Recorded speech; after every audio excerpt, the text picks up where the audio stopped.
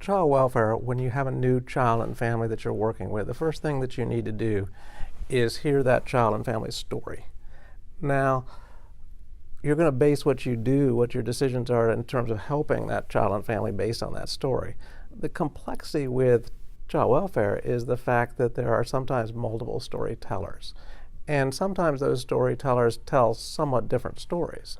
Well, I don't know about you, but I know in my own experience, my children's story of their school was always a little bit different than the school story of my children. So you have to listen to those different storytellers, but you still have to create a single story because you have to base what you do on that single story. So you're going to have to combine those stories. Now, every story is different. However, there are common themes, because if every story was completely different, there'd be nothing we could do in terms of learning from each other about how to better serve children and families. So as you listen to the multiple storytellers tell the story of a child and family, you're going to be listening for common themes. Are there school issues? Are there safety issues? Are there behavioral health issues?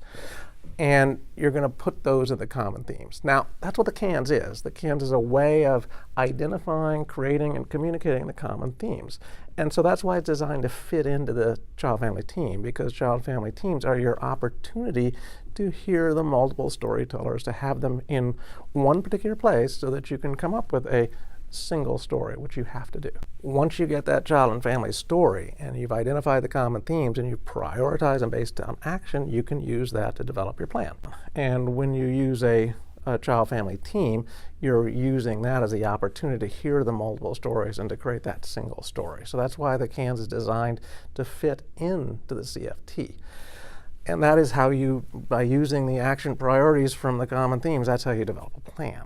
Now, if you're supervising somebody, then you want to make your supervision based on, not on the supervisee, but on the children and families that supervisee is working with. So the CANS becomes a supervision tool because it pulls those stories up into an aggregation so that you can look at all the different stories of the families that a particular supervisee is working with. And so the role of supervision then becomes, how do you help the supervisee do better work with children and families?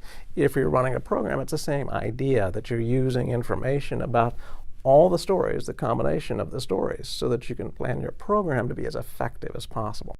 Once you get past the individual child and family, you have to have a measure if you want to combine stories, so that you have the ability to always make decisions based on the best interest of children and families, no matter at what level of the system you're working, whether you're working individually with a child and family, whether you're supervising somebody who's working with a bunch of children and families, whether you're running a program that's designed to benefit children and families, whether you're running a county or running the entire system.